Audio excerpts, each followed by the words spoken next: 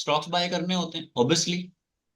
और मान लीजिए किसी स्टॉक की वैल्यू अगर 100 रुपीज भी है, तो आप उसके कितने स्टॉक्स बाय करते हो? मिनिमम मिनिमम कितने स्टॉक्स बाय करते हो?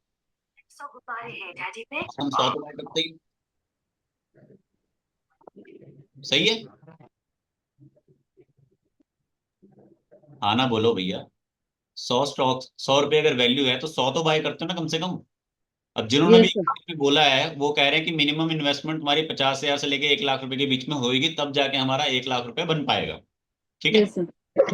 मान लीजिए आपकी 100 रुपए का स्टॉक वैल्यू, वैल्यू आपकी 100 रुपीज है, और 100 रुपीज के ही आपने 100 स्टॉक्स बाय किए, तो ये आपके कितने हो गए?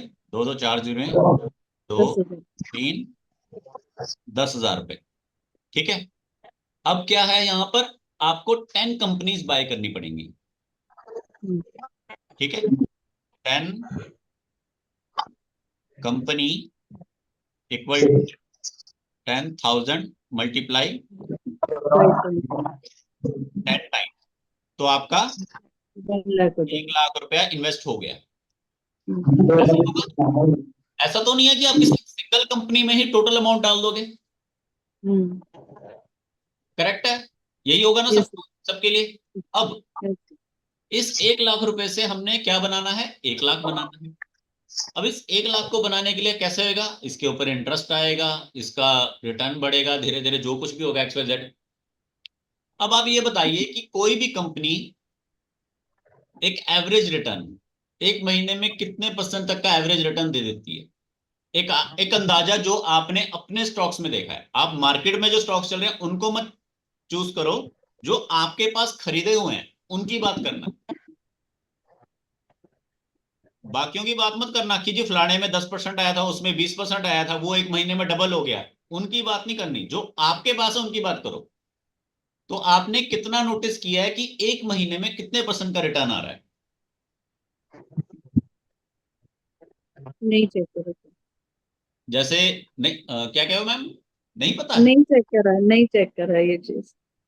वाह शाबाश, बहुत अच्छी बात है। मतलब हमारा घर और हमने अपने घर में नहीं चेक किया क्या है क्या नहीं है।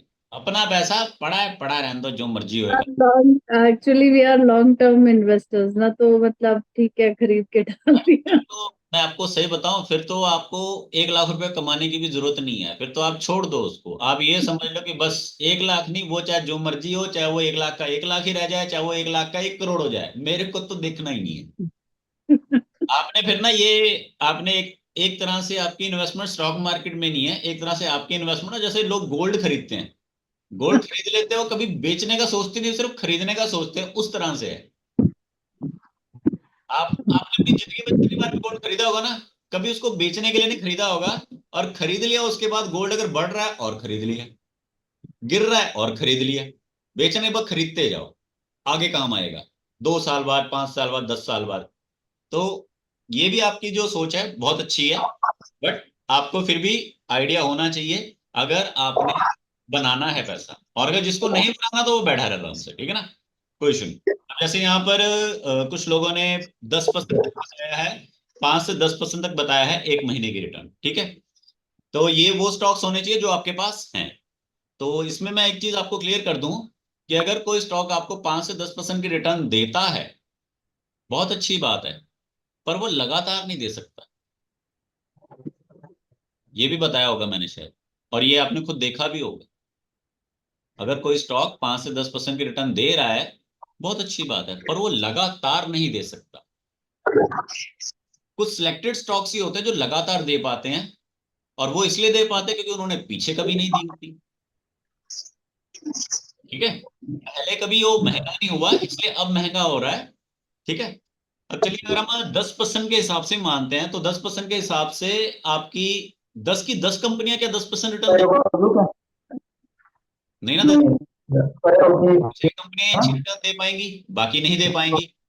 तो इस केस में हमारी, हम ये मान के चलते हैं कि आउट ऑफ 10 कंपनीज में से 4 कंपनियां आपकी रिटर्न देंगी, 3 कंपनियां आपकी रिटर्न नहीं देंगी, और 2 कंपनियां आपकी प्राइस वैल्यू से नीचे रहेंगी। क्या ये सही है या थोड़ा आप अपने इसमें फेरबदल करना चाहते हैं कि मैं ये कह रहा हूं कि 10 में से 4 कंपनियां रिटर्न देंगी,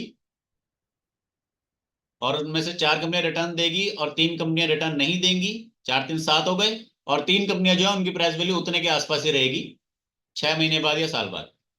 क्या ये सही है अंदाजा, या आप इसमें कुछ फेरबदल करना चाहते हैं?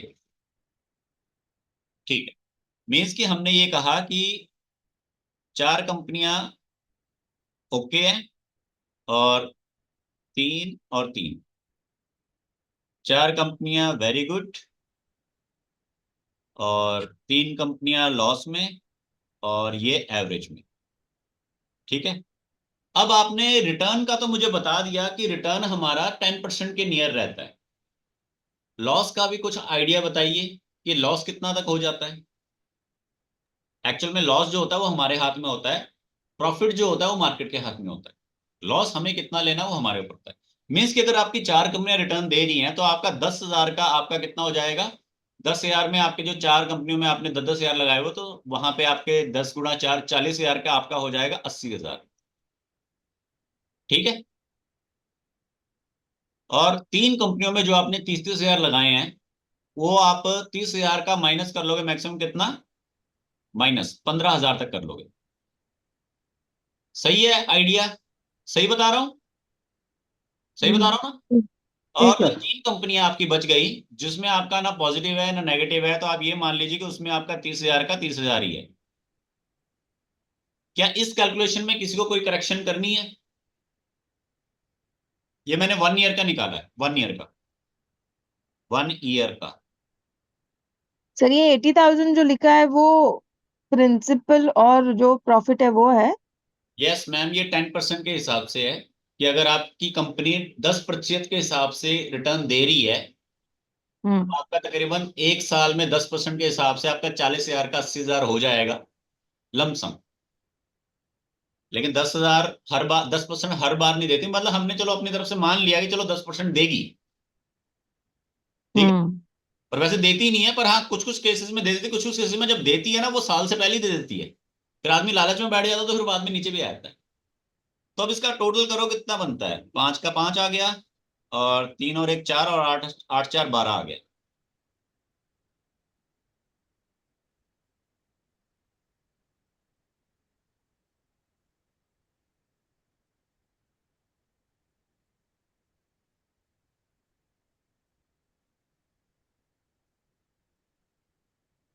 हमें कितने की उम्मीद थी? 1 लाख के 2 लाख की, है ना? और हमारा कितना बना 1 साल बाद? 1 लाख का 1,25,000। ये आपका दी बेस्ट जो हो सकता है वो सिनेरियो है। अगर इसमें कोई व्यक्ति करेक्शन करना चाहता है तो वो बता सकता है कि भैया यहाँ पर पैसा और ज्यादा होना चाहिए, यहाँ पर पैसा कम होना चाहिए, लॉस कहीं पर भी नहीं होना चाहिए। और एवरेज का कंसेप्ट क्या सही है या नहीं है? एवरेज मतलब वो पैसा वहीं पर ये हिला नहीं बिल्कुल भी। ये 1 साल की बात हो रही है, 365 डेज की बात हो रही है, 365 डेज, 365 डेज। क्या कोई व्यक्ति को इसमें करेक्शन करना चाहता है, कोई भी व्यक्ति? लॉस को आपने है ना ऐड कर दिया है, सब्ट्रैक्ट करना चाहिए ना। सर वो लॉस लॉस का, काट दिया ना। सर वो लॉस का मतलब है कि 30,000 के 15,000 हो गए, पर कैपिटल तो वहीं पे ही रहेगा ना। हम्म, लॉस को कैसे सेपरेट करेंगे हम, वो भी तो हमारा ही है। क्लियर है? ओके कोई और व्यक्ति जो इसमें करेक्शन करना चाहता है कि हाँ जी हमने 1 लाख रुपए इन्वेस्ट किया 10 अलग अलग जगहों पे, और उस 1 लाख से हमारा कितना बन जाएगा, एक हम प्रोडिक्शन लेके चलते हैं ना, एक आइडिया होना चाहिए हर किसी के पास। क्लियर? ये किसी सब को फोटो खींचनी है, समझना है तो